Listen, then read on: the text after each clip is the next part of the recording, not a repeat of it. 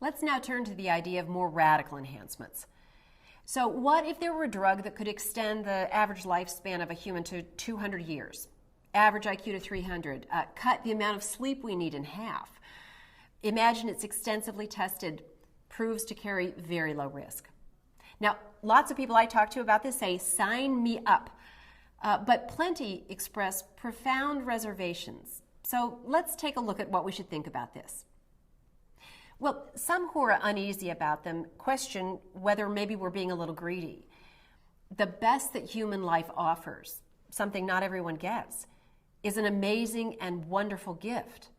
But this may be an instance of what's called the status quo bias.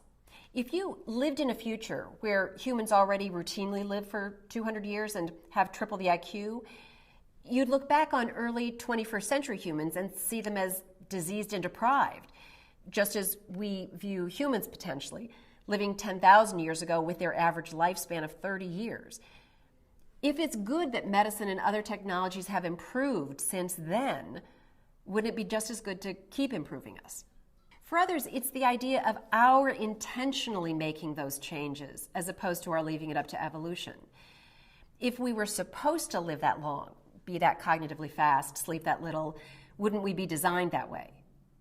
But this may reflect a very misleading conception of evolution. So let's remember, evolution optimizes on conditions that may no longer be relevant. For instance, our sweet tooth was adaptive in the Pleistocene, when high-calorie foods were scarce and the compulsion to eat as much as you could see could really help you survive. But what was adaptive then can be very maladaptive in today's world, contributing to the obesity epidemic experienced in many countries. Evolution doesn't optimize at all over post-reproductive features. The reason our bodies start falling apart after 40 is because we're no longer reproducing in large numbers past that age, so evolution doesn't care. Plenty of our features aren't optimized in any sense. Our biology is the result of many accidents and genetic quirks. Unlike most mammals, for instance, we don't synthesize our own vitamin C. And that's due to a mutation that happened 40 million years ago that happened to inactivate a gene that produced a specific enzyme. And fourth, where evolution does optimize, making us naturally fit, that fitness isn't always good. As the philosopher Nick Bostrom puts it, evolution doesn't care about human happiness. He says, a capacity for rape, plunder, cheating, and cruelty might well have been evolutionarily adaptive, but they've had disastrous consequences for human welfare.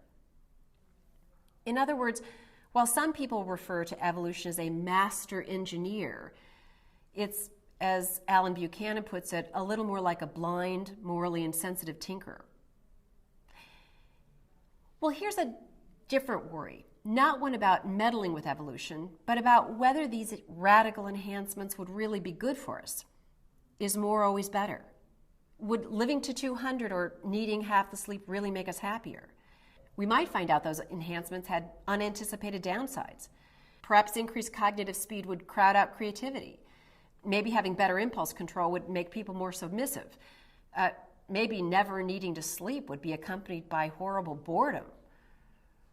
Enhancing our capacities doesn't always enhance our well-being.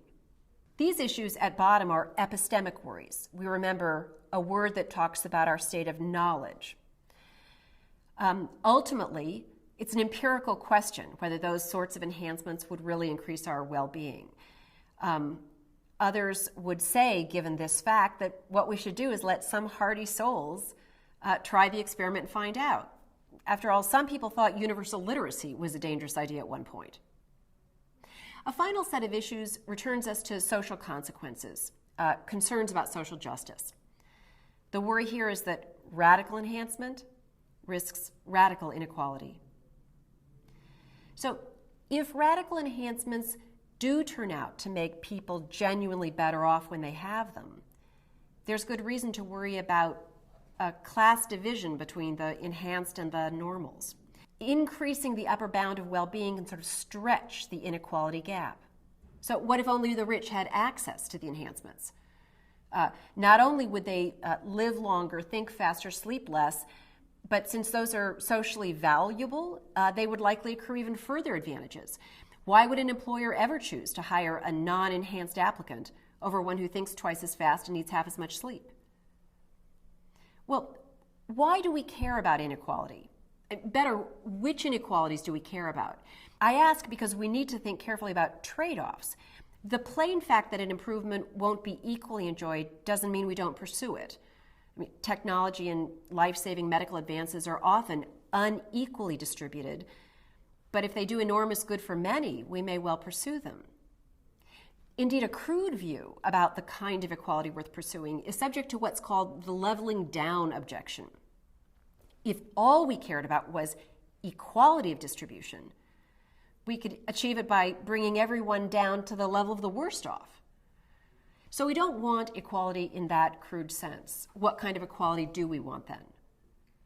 Well, what we don't want are inequalities that allow one class of people to dominate another. Inequalities that break down social solidarity. Inequalities where the access to the levers of political and economic power are concentrated in the hands of a few.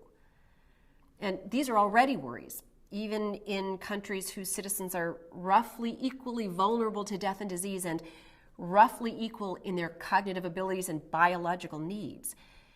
Add radical enhancement into the mix, and the possibilities for political and economic domination might truly increase. And since norms are often determined by the elites, the laws and institutions might be crafted to meet the needs of the enhanced, further undermining the ability of the normals to do well.